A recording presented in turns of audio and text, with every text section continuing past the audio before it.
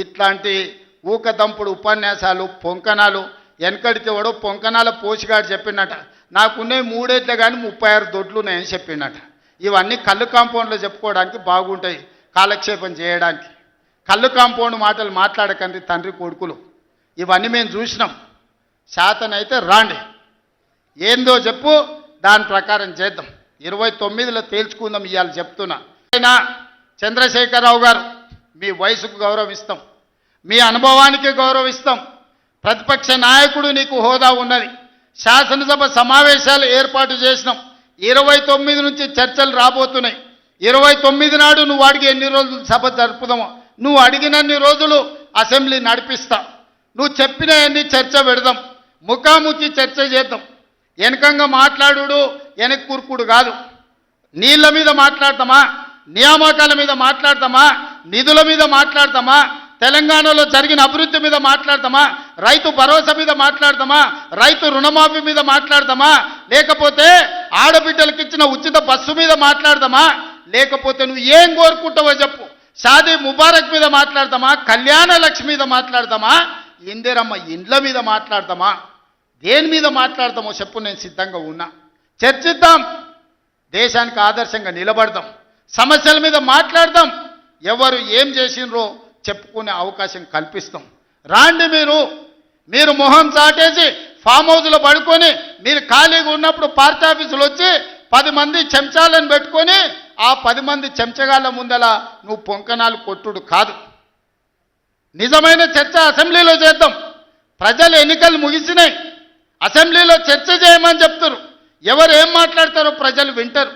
విఘ్నులైన ప్రజలు తీర్మానం చేస్తారు. ఇలా సర్పంచులు అయిపోయినాయి, గ్రామ సభ పెట్టి సమస్యలు పరిష్కరించాల్సిన వాళ్ళు మళ్ళా సందు ఇల్లు తిరుగుతుందా అంటే ఏమన్నా అర్థం ఉందా? సర్పంచులారా మీరు చెప్పండి.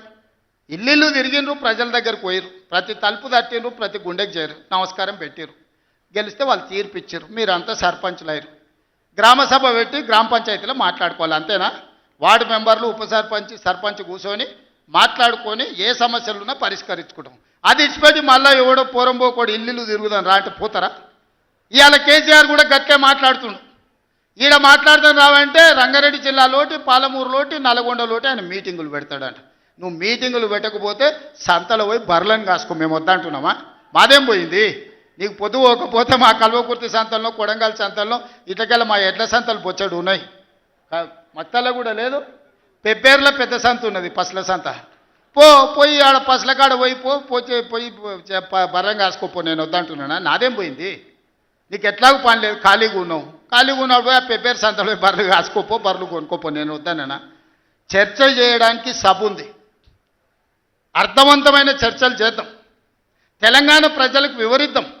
అప్పుల మీద వివరిద్దామా, అభివృద్ధి మీద వివరిద్దామా, ఉద్యోగ నియామకాల మీద వివరిద్దామా, నీళ్ల మీద వివరిద్దామా, నువ్వు కట్టి కూలిన కాళేశ్వరం మీద మాట్లాడతామా, టెలిఫోన్ ట్యాపింగ్ మీద మాట్లాడతామా, సొంత బిడ్డనే ఇంటల్లుడు ఫోన్ ట్యాపింగ్ చేసినోడు ఇంతకంటే సిగ్గులేనోడు ఉంటాడా అని వాళ్ళు చెప్తారు.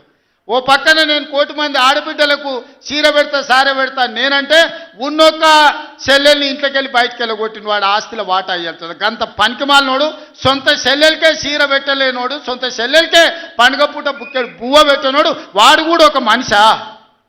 మా ఆడబిడ్డలను ఆలోచన చేయమని అంటున్నా. ఏం ఆశిస్తామమ్మ పుంటింటి కాడ మనం? చెప్పురి. మెట్టింటికి వచ్చిన తర్వాత పండుగ పూట ఇంత బుక్కెడు పువ్వు పెడతాడు, మా అన్ననో తమ్ముడో ఉంటే చీర పెడతాడు, ఇంటి ఆయన ముందర ఇజ్జత్ పోకుంటూ ఉండని కానీ కోరుకుంటాం, అంతేనా? వాళ్ళ ఆస్తి అడుగుతామా? ఆడపిల్లలు మీరు సగం మంది సర్పంచులు ఉన్నారు కదమ్మా, ఆడపిల్లలారా మీరు చెప్పండి. పుట్టింటి గౌరవం నిలబెట్టడానికైనా ప్రయత్నం చేస్తారు కదా మీరు మీ అత్తగారింటి కాడ.